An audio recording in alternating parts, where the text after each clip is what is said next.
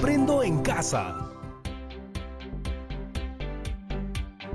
Hola chicas y chicos de todo el Perú. Soy Andrea Dávila y esto es Aprendo en casa. Esta sesión de aprendizaje está dirigida a estudiantes de segundo de secundaria. Les quiero contar que el Perú tiene sitios arqueológicos espectaculares que muestran lo que fue la vida en nuestro país hace miles de años. ¿Saben qué he conseguido para hoy? Les quiero mostrar un documental titulado Ciudades de Piedra, Chavín de Huántar. Con este video aprenderemos que los vestigios dejados por nuestros antepasados nos dan información valiosa sobre las sociedades que los construyeron, es decir, son fuentes de nuestra historia. ¿Les gustaría verlos juntos? Entonces saquen su lápiz y su cuaderno para apuntar todo lo que necesiten. Ojo con lo que digan los especialistas, porque al final del programa les vamos a dejar unos cuantos retos. Así que estate muy atenta y atento. Miles de años antes de que los incas reclamaran para el Cusco la condición de ombligo o centro del mundo, el Perú tuvo otro ombligo muy anterior. Aquí, en la vertiente occidental de los Andes, en la región Ancash. Si viajáramos 3000 años atrás en el tiempo y visitáramos esta zona, seríamos testigos de un hecho peculiar. Por un lado, los que caminan, cientos de personas, curacas, sacerdotes, grandes señores, de distintas culturas, provenientes de los 4 puntos cardinales, peregrinando hacia el callejón de Conchucos, transportando con esfuerzo todo tipo de ofrendas.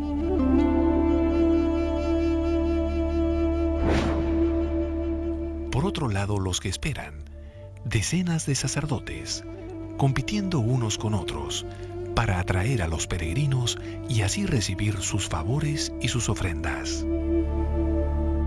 Y ahí está la evidencia de que iban gentes de todo el mundo, una cosa similar a la de Roma, es decir, iban las gentes de todo el mundo civilizado, de todos los lugares, desde lo que ahora es Ecuador hasta lo que ahora es Bolivia, iban a Chavín a depositar sus ofrendas y demás.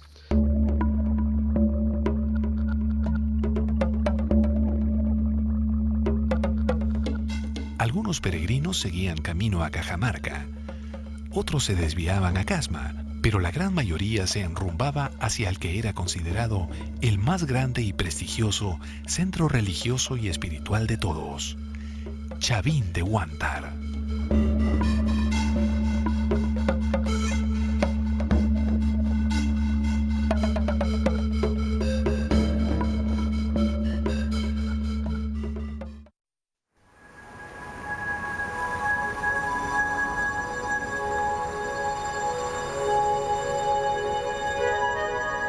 Los peregrinos preferían Chavín de Huántar por varios motivos.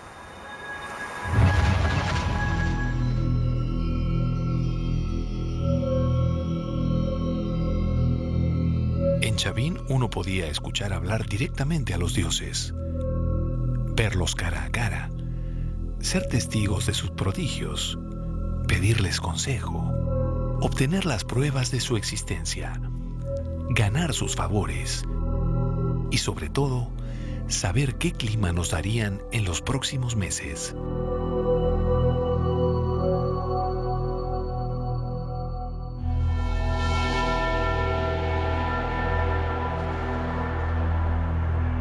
Al llegar, lo primero que impresionaba a los peregrinos era la ubicación de Chavín de Huántar, un lugar extraño, místico, único. El emplazamiento de Chavín se encuentra enclavado en el callejón de Conchucos, que en realidad casi parece una quebrada, es un valle muy, muy pequeñito y parece aislado del mundo. Muchos estudiosos creen que este lugar pudo ser el ombligo del mundo en referencia al marco cultural de lo que sucedía en el Perú de esos tiempos, ¿no? Y el espacio que eligen para emplazar el templo es muy especial porque es lo que en el mundo andino se conoce como un tincuy, ¿no? Puntos donde dos ríos confluyen, ¿no? Este es un accidente geográfico, pero en el mundo andino la cosmovisión dice que ese es un lugar sagrado, es un lugar mágico, porque hay dos cuerpos de agua que se compenetran.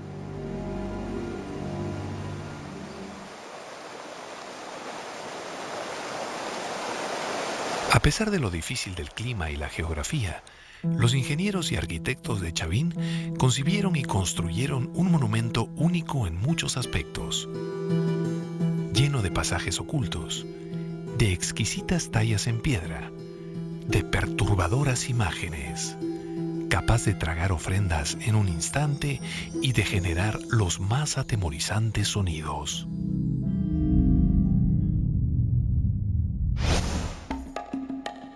Los más destacados investigadores del Perú prehispánico nos ayudarán a revelar este y otros misterios.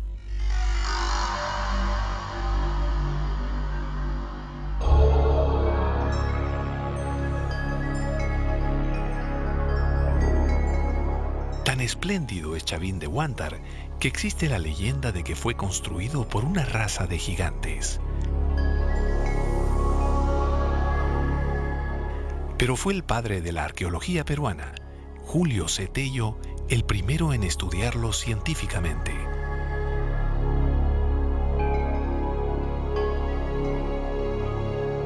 Tello planteó a Chavín como la cultura matriz de la civilización peruana. Pero hoy existe una visión distinta. Hoy sabemos, gracias a 30 años de estudios, o más, casi 50, si tomamos en cuenta Huaca Prieta, por ejemplo, como un punto de partida para estudios muy intensivos de precerámico, que Chavín no es el comienzo, sino es el final de un proceso. Y entonces eso hizo posible para muchos investigadores repensar Chavín. Pensar Chavín no como foco, origen, sino un fenómeno cultural, social, político. Un fenómeno que quizás ameritaría el nombre de confederación religiosa, que permite que la gente que antes no se tenía por qué conocer y ver, participa en rituales, fiestas, banquetes. Para explicarnos, por ejemplo, la ubicación de Chavín, lo leemos como que eso pudo ser el ombligo del mundo en su momento, ¿no? Estaba articulando la Sierra Norte, las relaciones con la costa norte, pero al mismo tiempo con los valles de Casma. Está allí nomás, cerca del Guayaga y del Marañón, y la puerta de ingreso hacia la Amazonía. Entonces, estas relaciones transversales, pero también longitudinales, fueron muy importantes, ¿no? Chavín es un centro equivalente en el viejo mundo a lo que sería el Vaticano, a lo que sería un centro religioso como, qué sé yo, Jerusalén.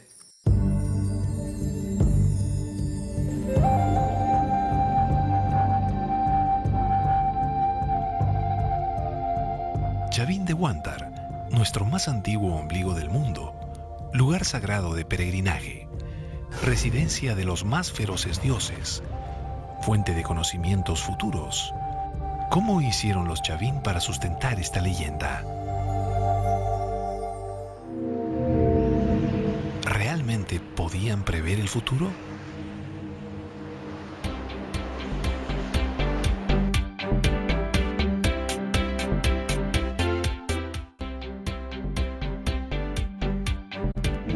¿Realmente podían prever el futuro?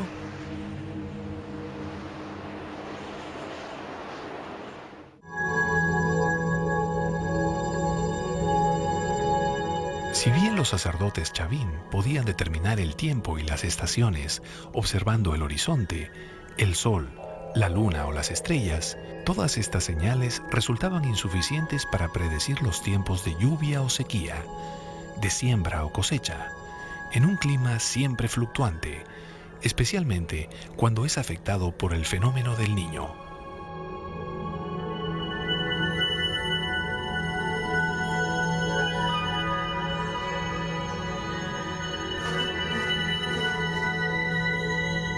Tiene que encontrarse otros recursos, y los recursos a los que acuden normalmente las gentes de los Andes en este tiempo son a las observaciones de la conducta de los animales y las plantas.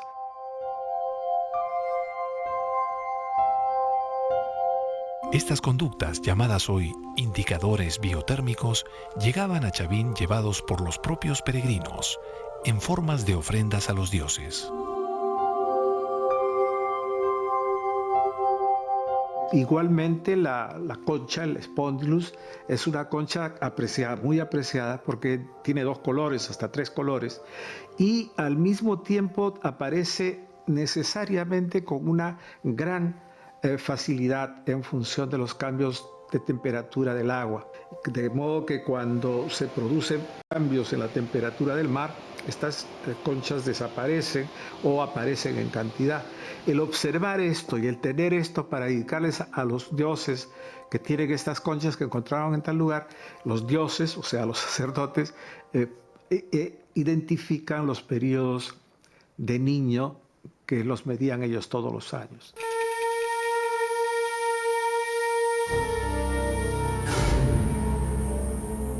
Así, comparando la información del calendario astronómico con los cambios que observaban en la naturaleza, los sacerdotes de Chavín podían realizar un prodigio que sorprende hasta hoy.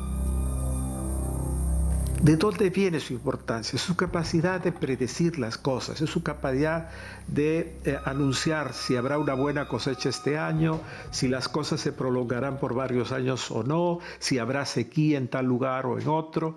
Y todo eso es predictible realmente si se tiene un buen conocimiento de las condiciones climáticas y estacionales de la región.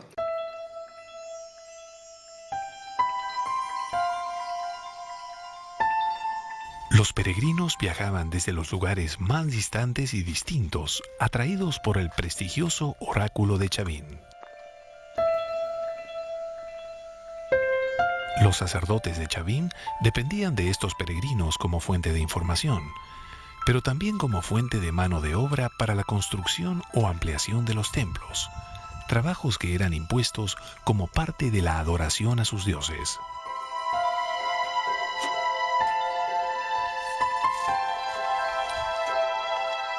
Más allá del poco o mucho esfuerzo que exigía el peregrinaje, para un gobernante o líder de aquella época, regresar de Chavín y revelar a los suyos un pronóstico acertado del tiempo le significaba sin duda un gran prestigio y no solo reforzaba su estatus, sino que lo aumentaba.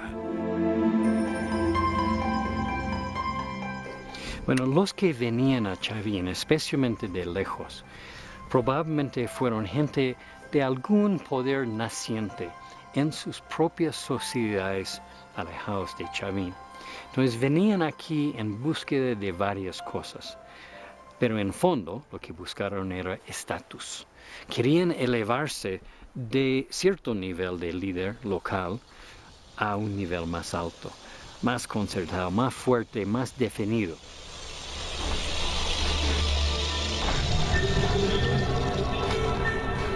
Todo parece indicar que entre los sacerdotes y terribles dioses también habitaron en el complejo algunos iniciados y aspirantes al culto. Pero ¿cuáles eran las prácticas que se realizaban en Chavín de Huántar?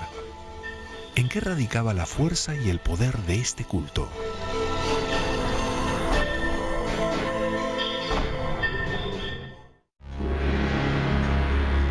Una vez dentro de Chavín de Huántar, los peregrinos eran recibidos por un espectáculo macabro.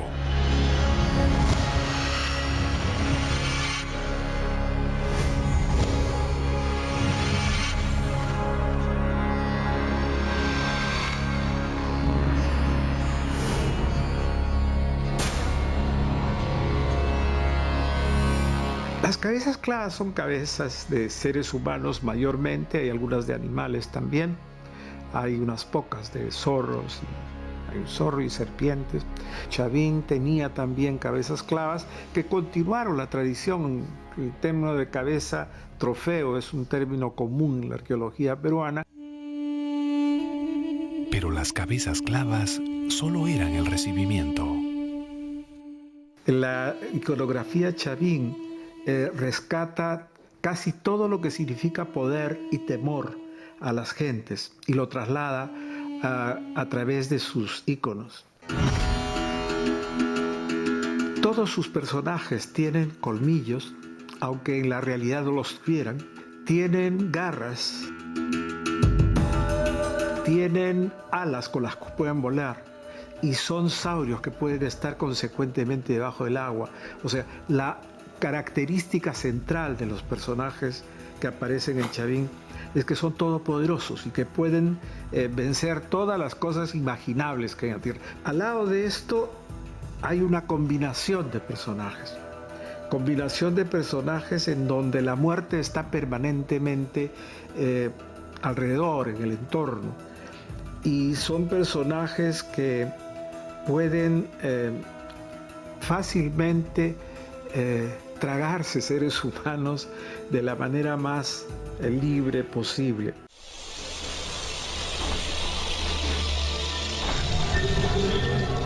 Mientras que arriba en las plazas los peregrinos asistían a las ceremonias religiosas, abajo, en el laberinto de galerías, sacerdotes y aprendices creaban una amplia gama de espectaculares efectos.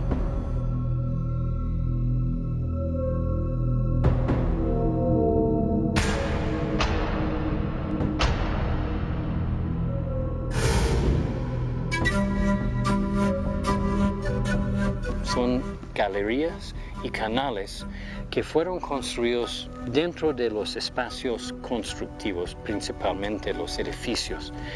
Hay dos clases, hay las galerías y los canales. Los canales son en cierto modo más sencillos porque evidentemente son para conducir aguas, de drenar las aguas de las lluvias abundantes de la zona para que no hacen problemas dentro de los edificios. Pero también tenemos buena evidencia que son contextos rituales en que había ofrendas de varios tipos y después también probablemente gente podía transitar de un parte del sitio al otro sin ser vistos y aparecer de repente en un nuevo lugar, quizás parte de rituales.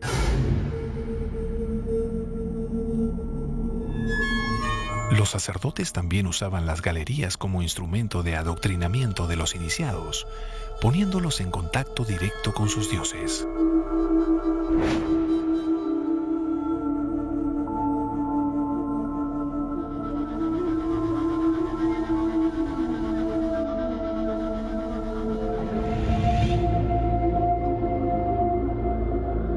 Aquí estamos frente al Lanzón.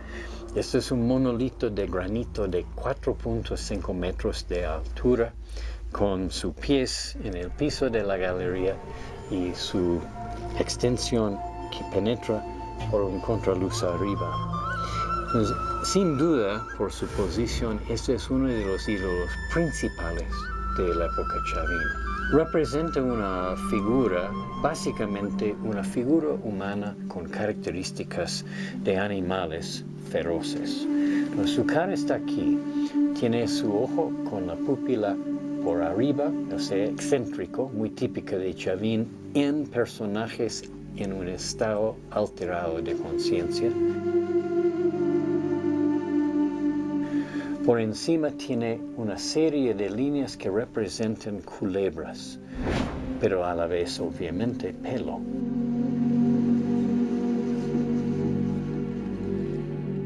Su nariz está por aquí, tiene un adorno encima del nariz que es otra cara que no explicamos bien.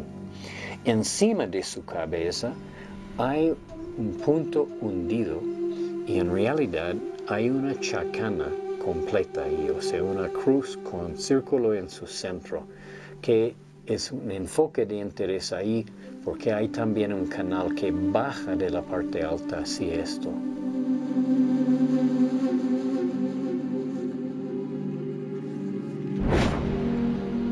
Después tenemos la orejera aquí, circular, que cuelga de su oreja, que está por esta parte aquí. Ya su cuello y lo demás de su cuerpo viene por abajo. Estamos bien seguros que reflejaron luz de afuera por el ducto que llega y apunta directo al Lanzón y hubieran iluminado a esta imagen tal como lo vemos ahora. Entonces, se puede imaginar entonces un novicio al culto, drogado con drogas psicoactivos, traídos aquí, llevados a esta galería, puesto en los brazos laterales de la galería, mirando en la oscuridad hacia el lanzón, sin saber que estaban mirando. Esto probablemente hubiera sido la experiencia máxima del culto, de enfrentar al lanzón. Después, posiblemente, el lanzón habló, porque había una galería directamente encima, donde se podrían proyectar la voz desde arriba en una forma muy sutil. Entonces, quizás el lanzón funcionó como oráculo. Quizás el lanzón podía dar instrucciones, predicciones o otras cosas. Pero podemos estar muy seguros que quien enfrentaba el lanzón nunca olvidaba la experiencia y tomó muy en serio las palabras que escucharon. Sabemos que gente formaban desfiles o procesiones. Esto tenemos grabado en piedra, literalmente. Pero uno de los recintos o áreas de más ritual, probablemente más restringido, era la zona de la plaza circular. Y ahí tenemos nuestra mejor evidencia de rituales. Ahí tenemos, por ejemplo, las lápidas grabadas en procesión de personas en transformación, tocando pututos, llevando la concha spondylus, que era sin duda muy sagrada a los chavinos. Alguna gente sí portando armas, ¿no? Lanzas. Estudios científicos de la compañera dual de la plaza circular, la plaza cuadrada, revelaron la intensidad de la obsesión que los sacerdotes chavín tenían por hacer más monumental la arquitectura del templo. En la plaza cuadrada de Chavín, en el año 98, nosotros usamos un sistema de georradar de ver si podríamos detectar estructuras subterráneas sin necesariamente interferir con ellos. Y lo que encontramos es que en el centro de la plaza hay una piedra muy grande de más o menos 16 toneladas que nos parecía al principio roca madre, pero resultó un canto rodado enorme del río que se habían puesto ahí. A su lado una ofrenda de un mortero, un cuenco de piedra con diseños romboidales en sus lados y otras cosas de ofrenda probablemente dedicatorio a la plaza cuadrada. Pero lo que descubrimos que fue quizás lo más llamativo, excavando por allí y después en los alrededores, es que fue muy obvio y ya para mí completamente comprobado que los chavinos en su último momento de expansión del templo, faltando espacio, movieron el río Mosna varios cientos de metros hacia el este y así ampliaron, crearon nuevo terreno encima de lo que antes era el río y crearon ya un nuevo cauce para el río que lo reforzaron con piedras fuertes porque el río no quiere estar ahí, no es su cauce natural. Desviar el río fue sin duda una proeza de ingeniería para los chavín y para quienes lo seguían expectantes. Sin embargo, no fue la única. Sobre el terreno ganado, trazaron una plaza. Es un espacio muy bien realizado, 49 metros por 49 metros, exactamente cuadrada y plano. Plano después de 3.000 años de diferentes espesores y pesos de sobrecarga.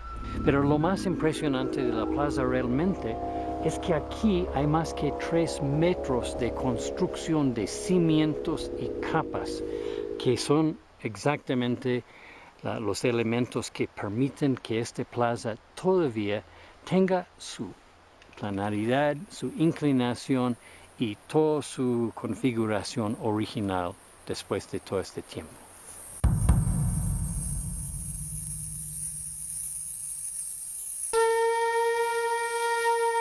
Pero el esplendor y prestigio de Chavín solo duró un tercio de toda su historia.